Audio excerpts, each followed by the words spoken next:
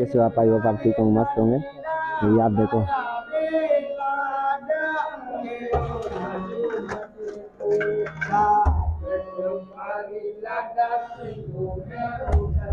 Guys अभी तो hello guys, कैसे हो आप? आई होप आप ठीक होंगे, मस्त होंगे, स्वस्थ होंगे। आज मैं आपको बताने जा रहा हूँ पटवा हवेली के बारे में। जो पटवा हवेली कब बनाई गई थी और कैसे बनाई गई थी, जैसलमेर में कितने पटवा हवेलियाँ हैं, वो सब मैं आपको बताऊँगा।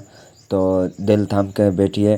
तो हम आगे चलते हैं। और मेरा वीडियो है जो ज़्यादातर घाट के बारे में होता है। घाट यानी कि जो जैसलमेर का डिज़ाइन होता है पत्थर का, उसी के बारे में मैं वीडियो ज़्यादातर बनाता हूँ।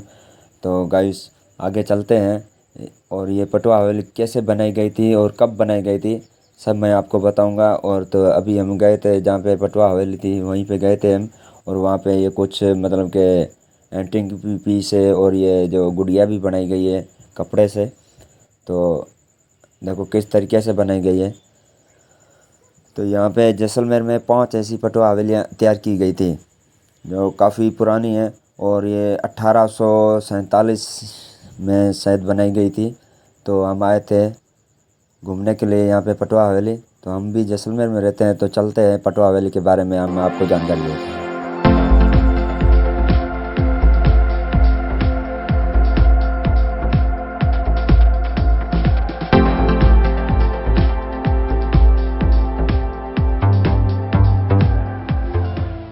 भारत पाकिस्तान की पश्चिमी सरहद पर बेहद खूबसूरत शहर जैसलमेर। जैसलमेर में पीले बलुआ पत्थर पर अद्भुत कारीगरी से बनाए गए घर, किला व अनेक हवेलियां हैं। वैसे तो जैसलमेर का एक एक घर दर्शनीय है, पर शहर के बीच स्थित पटवा हवेली सुंदर जाली झरोकों के लिए आज दुनिया भर के लोगों के लिए आकर्षण का केंद्र बनी हुई है। किसने और कब बनवाई थी ये हवेली, और इसको बनाने वाले कारीगर कहां से आए थे, आज हम आपको पटवा हवेली के बनने की पूरी कहानी बता रहे हैं।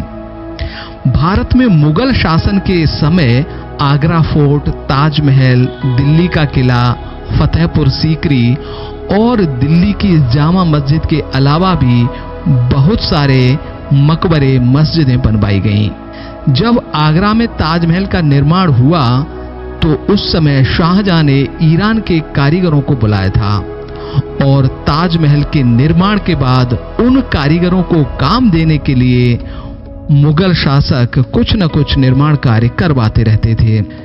लेकिन 17वीं शताब्दी के बाद मुगलों का पतन शुरू हो गया और 18वीं शताब्दी में पूरे हिंदुस्तान पर अंग्रेजों का शासन हो गया। अंग्रेजों के शासन काल में मुगलों के कारीगरों को काम मिलना बंद हो गया।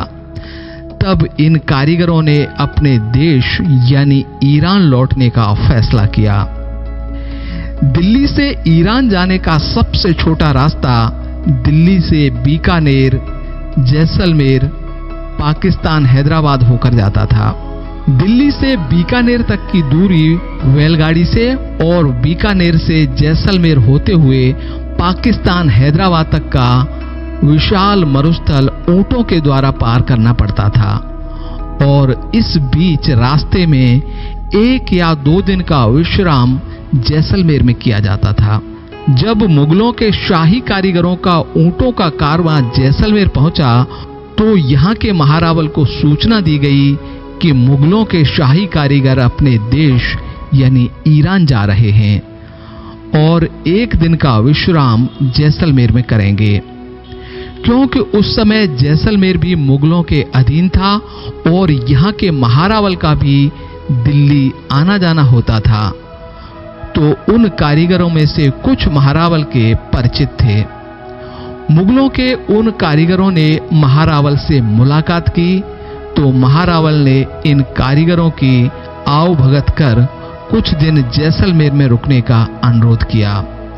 महारावल इन कारीगरों से कुछ निर्माण कार्य करवाना चाहते थे, लेकिन राज्य में अकाल की वजह से नहीं करवा सके। तब महारावल ने यहाँ के नगर सेठ गुमानमल बाफना से बात की तो बाफना जी ने अपने 5 बेटों के लिए 5 हवेलियों का निर्माण इन कारीगरों से करवाया। इन 5 हवेलियों को बनाने में 60 वर्ष लग गए, लेकिन हवेलियां ऐसी बनी कि आज दुनिया इन हवेलियों को देखने आ रही है। 60 वर्ष गुजर जाने के बाद इन कारीगरों को यहां कुछ और काम मिलने लगा और वो यहीं बस गए। इन कारीगरों द्वारा अंतिम महल मंदिर पैलेस का निर्माण 1885 में किया गया था, लेकिन 1947 में बंटवारे के बाद ये सभी कारीगर कराची चले गए। लेकिन कराची जाने से पूर्व इन कारीगरों ने यहाँ के महारावल को एक अद्भुत कलाकारी की भेंट प्रस्तुत की। ये थी मंदिर पैलेस के ऊपर बना ताजिया टावर। जैसलमेर में मंदिर पैलेस के ऊपर ये ताजिया टावर आज भी इन कारीगरों की हमें याद दिलाता है।